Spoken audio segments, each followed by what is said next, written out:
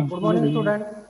देखो, आदर्श बाल निकेतन की जो अपनी आज की पहली ऑनलाइन क्लास है सब्जेक्ट बीएसटी की, उसमें आज अपन नया चैप्टर शुरू कर रहे हैं, चैप्टर नंबर 9। और उस चैप्टर का नाम है अनुबंध एक सामान्य परिचय। कि अभी तक तो अपन सर बीच का चैप्टर हाँ बीच का चैप्टर बीच के हो गए पूरे 8 तक। तक हो गए।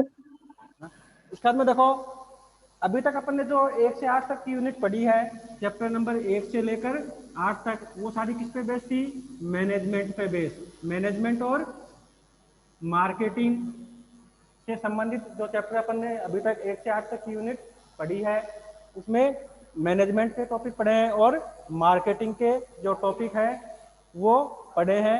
इसके बाद आज से अपन नया जो चैप्टर शुरू कर रहे हैं, ताकि बैठ जाओ बैठो, है ना, कि जो नया चैप्टर अपन शुरू कर रहे हैं वो है अनुबंध। इसमें अपने को पढ़ना क्या है कि अनुबंध क्या होते हैं, कौन कौन से इसमें अपने को अनुबंध लगाने पड़ते हैं, कौन से अनुबंध हैं जो वैध होते हैं, कौन से अनुबंध है वैध होते हैं, अनुबंध का सामान्य परिचय, कौन सा इसमें कानून लगता है, वो कानून कहाँ से लिया गया, कब लिया गया, क्यों लिया गया, वो सारा अपने को इसमें पढ़ना है। समीर, ये बंद कर बेटा हमारा वीडियो।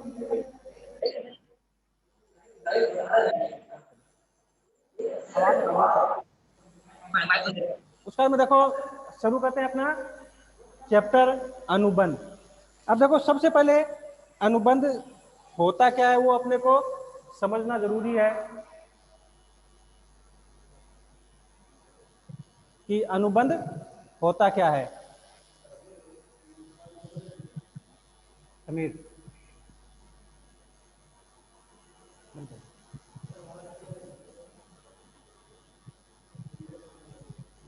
देखो, अपन सुबह उठने से लेकर रात को सोने तक जो भी दैनिक कार्य करते हैं, कहीं घूमने जाते हैं, सब्जी खरीदते हैं, फल खरीदते हैं, टेलर से कपड़े सिलवाते हैं, या बाकी कोई भी काम करते हैं, स्कूल जाना, घर का कोई भी काम करना, तो सारे के सारे कार्य किस में शामिल किए जाते हैं? अनुबंध में शामिल किए जाते हैं। वो सारे क्या होते हैं? अनुबंध होते हैं, एक कॉन्ट्रैक्ट या एक एग्रीमेंट के रूप में होते हैं। और क्यों होते हैं? क्योंकि उसमें क्या होते हैं? दो पक्षकार होते हैं। जैसे मान लो अपन दर्जी के पास गए और उसको जाके बोला कि मेरे को ये जोड़ी कपड़े सिल के देना है, तो या तो वो अपने को क्या बोलेगा? हाँ बोलेगा कि हाँ मैं सिल के दूंगा, या वो अपने को क्या बोलेगा? मना कर दिया। अब मान लो उसने मना कर दिया, तो जो अपनी बात है ना, और उस बात को यहाँ बोला क्या जाता है अनुबंध की भाषा में? प्रस्ताव। कि अपन ने दर्जी को क्या दिया? प्रस्ताव दिया कि आपको मेरे कपड़े सिल के देने हैं। तो मैं यहाँ से ऑफ कर दूंगा, नहीं तुम्हें होना है यहाँ पे, इसको बंद करो, क्या कि बंद करो बेटा, है ना। तो मैं दर्जी को अपन ने क्या दिया? प्रस्ताव दिया। अब यदि वो हाँ बोलेगा तो अपना प्रस्ताव आगे बढ़ेगा, है ना। फिर अपन उससे कीमत की बात करेंगे, तारीख की बात करेंगे, डिजाइन बताएंगे। और मान लो कितनी तारीख को देना तय हुआ? 20 और 11 को तय हुआ कि वो कपड़े अपने को 20-11 को सीम के देगा। कीमत तय हो गई, तो जैसे ही कीमत तय हुई उसने हाँ किया। हाँ करते ही अपना उसके साथ क्या बन गया? अनुबंध हो गया कि 20 तारीख को वो अपने को अपने द्वारा बताई हुई जो फैशन है या डिजाइन है उसके अनुसार कपड़े सीम के देगा। तो ऐसे ही अपन सब्जी वाले से सब्जी लेते हैं, वो भी क्या है? अनुबंध है। घर का कोई भी काम करते हैं, सुबह उठने से लेके घूमना फिरना, बाजार जाना, पढ़ना, पढ़ाना, जो भी काम करते हैं वो सारे क्या कह जाते हैं? इनडायरेक्टली अनुबंध में शामिल होते हैं। कि कोई भी क्रिया अपन करते हैं तो वर्तमान समय में उस क्रिया को किसमें शामिल किया जाता है? अनुबंध में शामिल किया जाता है। चलने वाली है। हाँ, उसका में देखो 8, बाकी सबकी वीडियो है, कैसे नहीं है। हाँ तो उससे पहले 6 तक करवाए हुए हैं, 6 तक करवाए हुए हैं, इसी स्पीड से करवाए थे। हाँ तो अलग से स्पीड थोड़ी लेके आया था। वापस करवा दो, तो टेंशन क्यों ले रहे हो, आप भी यहीं हो मैं भी यहीं हूँ। कोर्स कम होएगा तो 12 के बाद कम होएगा, 12 मिनट तो करें। 15। अब मान लो 30% भी करेंगे तो 4 पार्ट कम होंगे, 4 पार्ट, तो अपन 11-12 तक तो पढ़े है ना, उसके बाद देखेंगे कितना कम होता है। गुरुजी 40% है, 20 क्या को 40 है, हाँ 30% दे रखा है कम को, 20% क्या को। तो अभी 30 का आया नहीं ना, कि कौन सा 30 कम होएगा, है ना, कि 30 में कितने पार्ट कम होएंगे, तो अपन 15 में से एक बार 12 पार्ट तो करें, है ना, ये यूनिट कर लेंगे तो कितने, ये यूनिट करने के बाद अपने कितने पार्ट हो जाएंगे, 10 पार्ट हो जाएंगे, फिर एक यूनिट और बचेगी उद्यमिता वाली, तो वो तो करें, उसके बाद देखेंगे कितना कम होता है, क्या कहाँ से कम करते हैं, वो तो बाद की बात है ना। उसका में देखो इसकी परिभाषा, कि अनुबंध की परिभाषा क्या होती है, अपनी किताब में एक ही परिभाषा दी गई है और वही परिभाषा अपने को याद करनी है ना। देखो किताब में लिखी हुई है परिभाषा, है ना, राजनियम से आशय राज्य द्वारा मान्य और प्रयोग में लिए जाने वाले उन सिद्धांतों के समूह हैं जिनको वह न्याय के प्रशासन में प्रयोग में लाता है। देखो जहां विधिकार लिखा उसके ऊपर देखो परिभाषा 69 के पेज पे ऊपर देखो, ऊपर से तीसरे पैराग्राफ में परिभाषा लिखी हुई है, राजनियम से आशय राज्य द्वारा मान्य और प्रयोग में लिए जाने वाले उन सिद्धांतों के समूह से है जिनको वह न्याय के प्रशासन के लिए प्रयोग में लेता है। अब देखो यहाँ जो परिभाषा दी गई है वो किसके संबंध में दी गई है, राज्य के संबंध में दी गई है ना, कि देखो राजनियम शास्त्र राज्य द्वारा, है ना, जबकि कानून कौन बनाता है, केंद्र सरकार बनाती है, कि पूरे देश के लिए कानून कौन बनाता है, तो चुपचाप सुनो, है ना, कानून कौन बनाता है, केंद्र सरकार बनाती है, पूरे देश के लिए वो कैसे बनाए जाते हैं, एक समान रूप से बनाए जाते हैं, कि पूरे देश के लिए कानून कैसा बनेगा, एक जैसा बनेगा। अब वो राज्य की परिस्थिति होती है या उसकी भौगोलिक दशाएं होती है जिनकी वजह से उन नियमों को क्या करना पड़ता है, राज्य को चेंज करना पड़ता है ना। अब मान लो अपन एक सिंपल सा कानून लें कि एल्कोहल का जो प्रयोग है वो पूरे देश में क्या है, गैर कानूनी माना गया है। कानून बना हुआ है कि कोई भी राज्य अपनी इच्छा से या अपनी मर्जी से एल्कोहल को क्या नहीं बना सकता, लीगल नहीं बना सकता, है ना, यानी उसको कानूनी मान्यता नहीं है। अब अपन बात करें अपने राज्य की, है ना, राजस्थान की, भौगोलिक वातावरण कैसा है, गर्म है ना, तो अपन एल्कोहल के बिना भी क्या कर सकते हैं, आसानी से जीवित रह सकते हैं। और अपन दूसरे राज्य की बात करें जैसे जम्मू कश्मीर है या शिमला है या उत्तराखंड है, वहाँ का माहौल कैसा है, ठंडा माहौल है, तो वहाँ पे शरीर को गर्म रखने के लिए किसकी जरूरत पड़ती है, एल्कोहल की जरूरत होती है।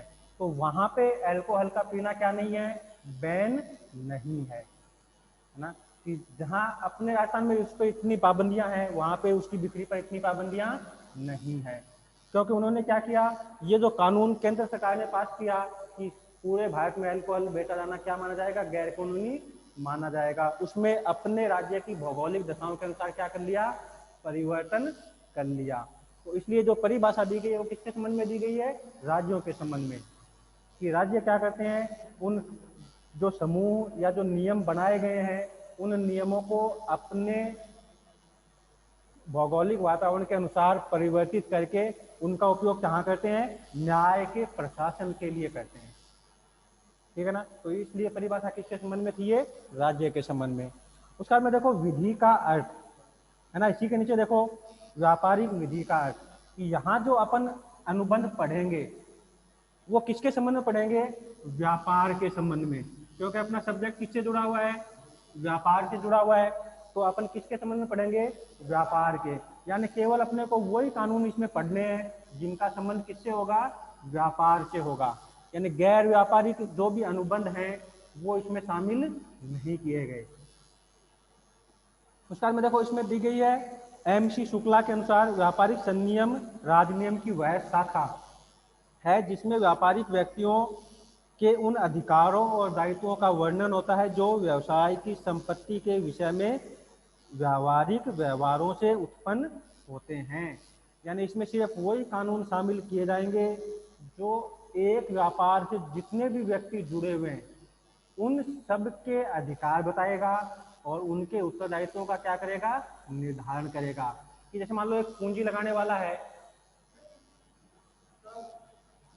एक पूंजी लगाने वाला है और मेरा बैठ अरे मेरा बैठ है ना, एक पूंजी लगाने वाला है और व्यापार से जुड़ा हुआ है, तो उसके क्या अधिकार होंगे और क्या उसके दायित्व होंगे वो अपने को कौन बताएगा, व्यापारिक अनुबंध। एक सप्लाई करने वाला यानी माल सप्लाई करने वाला है, एक व्यापार का मालिक है, उसका एजेंट है, थोक व्यापारी है, विज्ञापन करने वाले हैं, यानी जितने भी व्यक्ति व्यापार से जुड़ रहे हैं या जुड़े हुए हैं तो उनके क्या तो अधिकार होंगे उस व्यापार में और क्या उनके दायित्व होंगे। इन बात की व्याख्या कौन करेगा, व्यापारिक अधिनियम इनकी व्याख्या करता है। उसके बाद में देखो व्यापारिक विधि के स्रोत, व्यापारिक विधि के क्षेत्र है ना, कि व्यापारिक विधि में कौन कौन से क्षेत्र हैं वो शामिल किए गए हैं। तो इसमें 17 नाम दिए गए हैं है ना। भारतीय अनुबंध अधिनियम 1872, वस्तु अधिनियम 1930। अपने को क्या याद रखने हैं, केवल 4 अधिनियम याद रखने हैं है ना, वो चाहे कोई से भी हो है ना, कोई से भी 4 अधिनियम अपने को याद रखने हैं।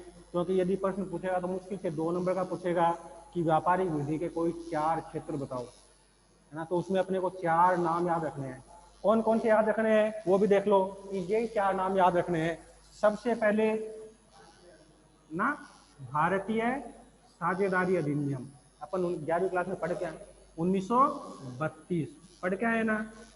उसके बाद में भारतीय सहकारिता अधिनियम 1912 ये भी पढ़ के आए हैं। उसके बाद में कंपनी अधिनियम, मत होता है आप तो ये याद रखो, भारतीय साझेदारी अधिनियम 1932 तो लिख लो नीचे, भारतीय सहकारिता अधिनियम 1912, कंपनी अधिनियम 1956 और चौथा कौन सा रह गया, उपभोक्ता संरक्षण अधिनियम, कौन सा था 1986 है ना। तो ये 4 याद रखने हैं, पहला साझेदारी, दूसरा सहकारी, तीसरा कंपनी 56 और चौथा उपभोक्ता संरक्षण अधिनियम 1986। ठीक है, ये 4 अधिनियम याद रखने हैं, इजी सा एकदम से।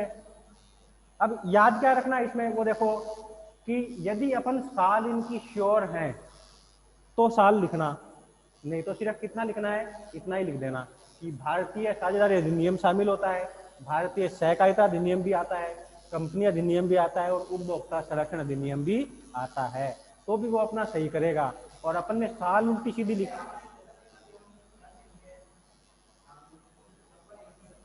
कहाँ है, हाँ इसमें गलत लिख रखा है, उपभोक्ता संरक्षण अधिनियम 1986 है।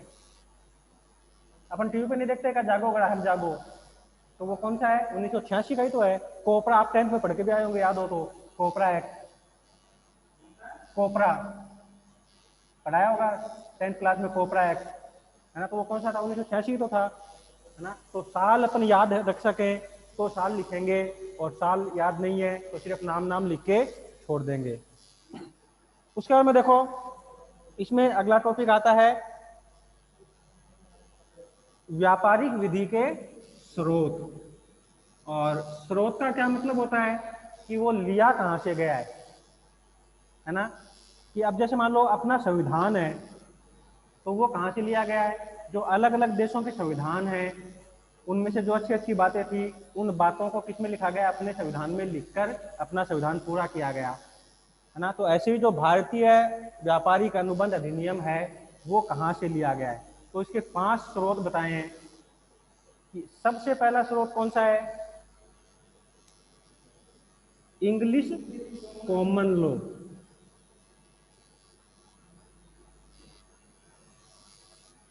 है ना, इंग्लिश कॉमन लॉ। और देखो इसका मतलब क्या होता है कि जो आज अपन व्यापार देख रहे हैं, जो एकल व्यापार देख रहे हैं, कंपनी देख रहे हैं, मल्टीनेशनल कंपनियां देख रहे हैं, भारत में इनकी शुरुआत किसने की? अंग्रेजों ने की थी।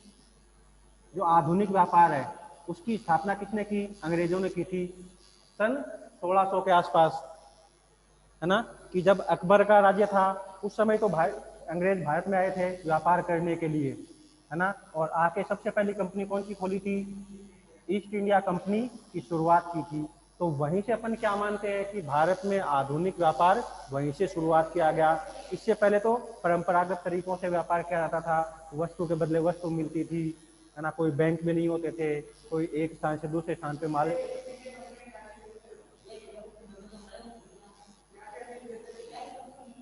ये बेचते कुछ नहीं थे, ये मतलब जितना भी भारत में बनता था ना वो भी ले जाते थे, जैसे मसाले हैं, इलायची है, काली मिर्ची है ना, मतलब जो भी, हाँ हाँ, जो भी बनता था ना वो ले हो जाते थे। यानी कंपनी तो इन्होंने नाम से ही खोली थी, है ना, कि दिखाने के लिए कंपनी खोली, और भारत में जितना भी था ना वो ले और गए, है ना। तो भारत में जो आधुनिक व्यापार किनके द्वारा माना गया? अंग्रेजों के द्वारा।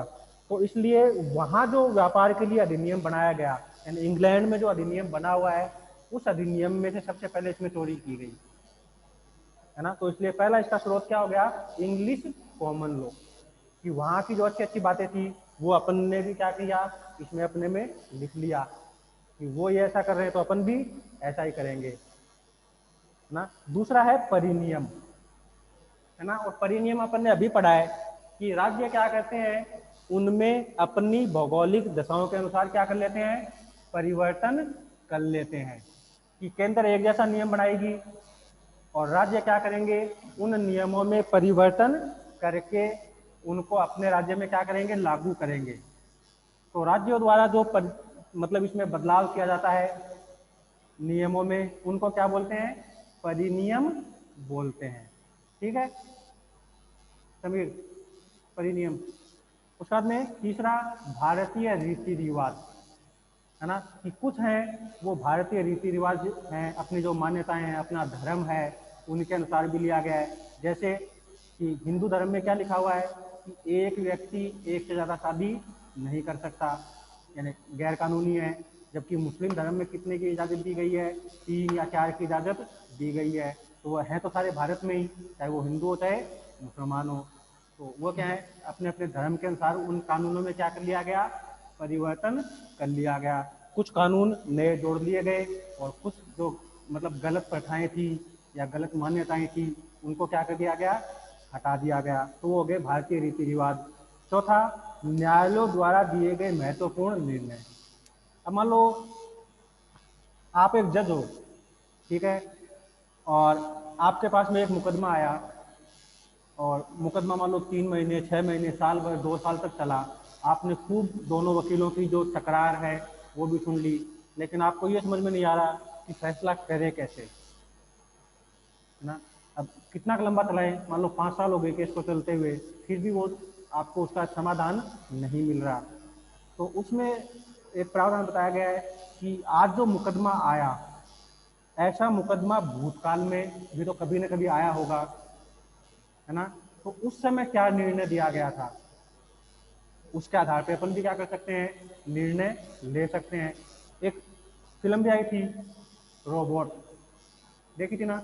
उसमें जब लास्ट में जो क्लाइमेक्स होता है उसमें वकील क्या बोलता है कि एक मशीन की गवाही क्या नहीं होगी? मान्य नहीं होती, कि मशीन कैसे गवाही दे सकती है। तो उसमें दूसरे वकील ने क्या कहा कि इससे पहले एक मुकदमा आया था जिसमें एक मशीन की गवाही क्या की गई थी? मान्य की गई थी। तो जब उस समय की गई तो आज के समय में भी उसको क्या कर सकते हैं अपन? मान्य कर सकते हैं। तो न्यायालय द्वारा दिए गए महत्वपूर्ण निर्णय वो होते हैं कि जिनको भविष्य में, जिनको भूतकाल में काम में लिया गया और वर्तमान के लिए क्या रखा गया? सुरक्षित रखा गया, कि दोबारा जब अपने पास ऐसी कंडीशन आए, है ना, और अपने को कोई समाधान नहीं मिले, तो अपन पीछे जाके देखें कि भूतकाल में कभी ऐसा हुआ था हुआ था तो उसके समय क्या निर्णय लिया गया, क्या परिस्थितियां थी, उन परिस्थितियों को ध्यान में रख के क्या करना, एट प्रेजेंट में निर्णय लेना। ये तो हो गया न्यायालय द्वारा दिए गए महत्वपूर्ण निर्णय। और पांचवा है न्याय। ये इससे उल्टा है ना, कि आज अपने पास ऐसा मुकदमा आया, ठीक है, और आज क्या है, पूरा ऑनलाइन सिस्टम है, ठीक है। अब मान लो ऑनलाइन में किसी व्यक्ति को ठग लिया गया, है ना, और ऐसी ठगी पहली बार हुई, यानी इससे पहले वो ठगी हुई नहीं, ऑनलाइन सिस्टम में हुई है लेकिन पहली बार हुई है ना। और जज क्या होते हैं, वकील होते हैं, जो जज होते हैं खूब पढ़े लिखे होते हैं, यानी इनको पता होता है कि आज ऐसी कंडीशन आई है तो दोबारा भी क्या हो सकती है, ऐसी कंडीशन आ सकती है।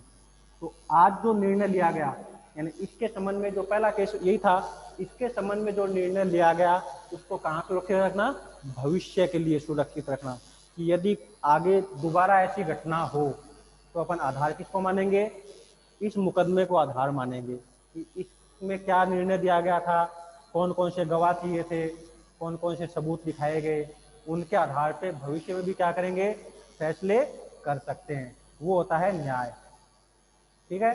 तो ये इसके 5 स्रोत हैं, 5 ऐसे कैसे अपने को क्या करने हैं, याद करने हैं, कि हो सकता है इसमें से 4 नंबर का क्वेश्चन भी पूछ ले, है ना, और न पूछे तो न भी पूछे। उसके बाद में देखो, अब अपना जो मेन टॉपिक है वो कौन सा, भारतीय व्यापारिक अधिनियम 1872, है ना, अनुबंध अधिनियम 1872। अब देखो लागू कब किया गया, आगे वाले पेज पे देखो, 70 के पेज पे दूसरा पैराग्राफ शुरू होता है ऊपर से। इस अधिनियम 1872 को हमारे देश में सितंबर 1872 को लागू किया गया, जिसमें कितनी थी, 266 धाराएं थी, किंतु इस अधिनियम से कुछ धाराओं को हटा दिया गया। 1930 में वस्तु विक्रय अधिनियम, सन 1932 में साझेदारी अधिनियम का निर्माण किया गया, और इसके बाद में इसमें कुछ धाराएं कम की गई, कुछ धाराएं जोड़ दी गई। अब देखो बताया गया है, पहला अनुबंध के सामान्य सिद्धांत और अर्ध अनुबंध, ये कहाँ तक शामिल किए गए, धारा 1 से 75 तक, यानी ये चारों टॉपिक अपने को पढ़ने हैं। तो पहले में अपन क्या पढ़ेंगे, अनुबंध के सामान्य सिद्धांत पढ़ेंगे और अर्ध अनुबंध पढ़ेंगे, है ना। अब देखो पहले थोड़ा सा और समझ लो कि अर्ध अनुबंध होता क्या है, कि जर्नली अपन क्या करते हैं, अपनी मर्जी से अनुबंध का निर्माण करते हैं, है ना। अब मान लो मेरे पास पांडे जी का फोन आया, ठीक है, पांडे जी का, और उन्होंने मेरे को कहा कि पंकज जी शाम को मनसा माता चलेंगे। उन्होंने मेरे को क्या दिया, प्रस्ताव, यानी अपने मन की तो बात कही है कि शाम को यहाँ मनसा देवी पे चलेंगे, ठीक है। मैंने हाँ बन दी कि हाँ चलेंगे, हाँ बढ़ते ही हम दोनों के बीच में क्या हो गया, अनुबंध हो गया कि शाम को मेरे को वहां जाना पड़ेगा, ठीक है। वो तो हो गया सामान्य अनुबंध, जो दोनों पक्षकार क्या करते हैं, अपनी मर्जी से तय करते हैं। और कुछ अनुबंध ऐसे होते हैं जो हम अपनी मर्जी से नहीं करते, सरकार द्वारा हम पे जबरदस्ती लागू किए जाते हैं, है ना। कि कौन लागू करता है, अपने देश का कानून या अपने देश की सरकार उन नियमों को क्या करती है, अपने ऊपर जबरदस्ती लागू करती है।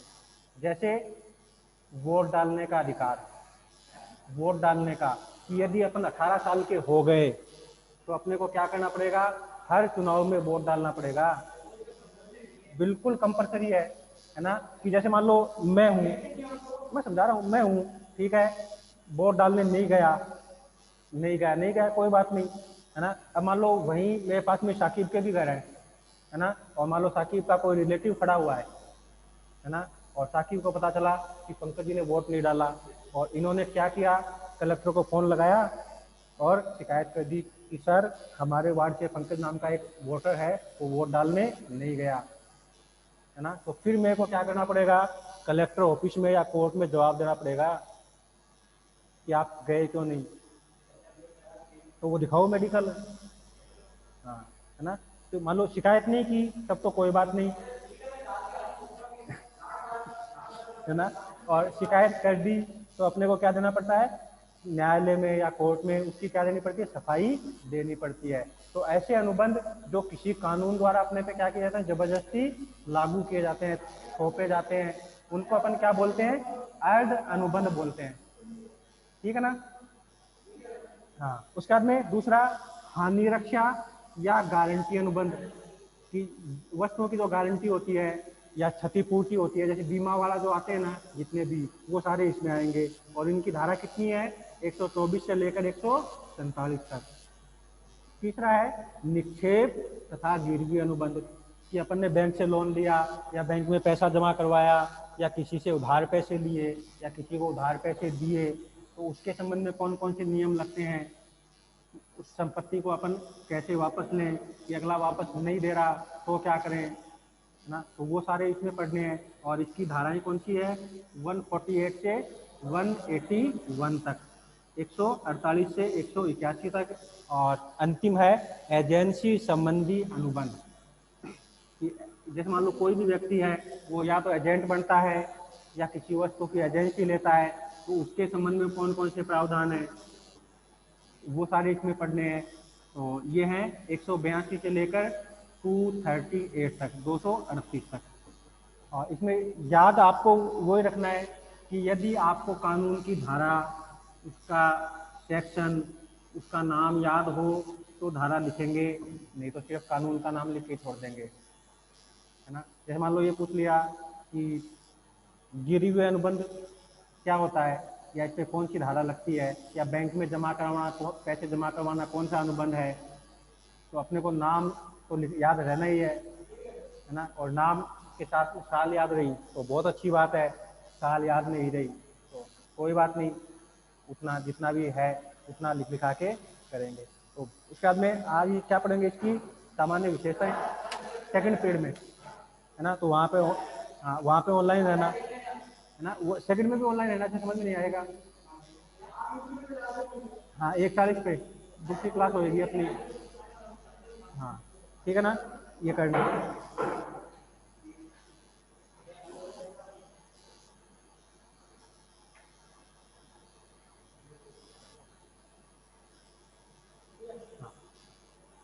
तो देखो आज का अपना ये टॉपिक था जिसमें अपन ने व्यापारिक जो संनियम है, इसका सामान्य अर्थ, इसकी एक सामान्य परिभाषा, इसके स्रोत, इसके क्षेत्र और अनुबंध अधिनियम 1872 का जो एक सामान्य परिचय था, इस परिचय का अपन ने क्या किया है, अध्ययन किया है। आज की जो अपनी पहली ये क्लास है, इस क्लास में आज अपन इतना ही टॉपिक करेंगे। और इससे जो नेक्स्ट क्लास है यानी 41 पे जो अपनी क्लास होगी, उसमें क्या करेंगे, अनुबंध अधिनियम का शाब्दिक अर्थ, कि अनुबंध अधिनियम होता क्या है, इसकी जो परिभाषाएं हैं वो, और इसकी विशेषताएं अपन करेंगे। जो 41 से अपनी सेकंड क्लास होगी उस क्लास में।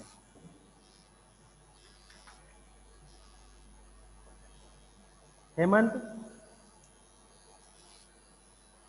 हेमंत हाँ सर। समझ में आ रहा है ना बेटा? हाँ। हम्म, हाँ। समझ में आया ना जो पढ़ा वो? हम्म, आगे समय। हाँ है ना। 41 पे इसकी विशेषता और पढ़ेंगे, ठीक है।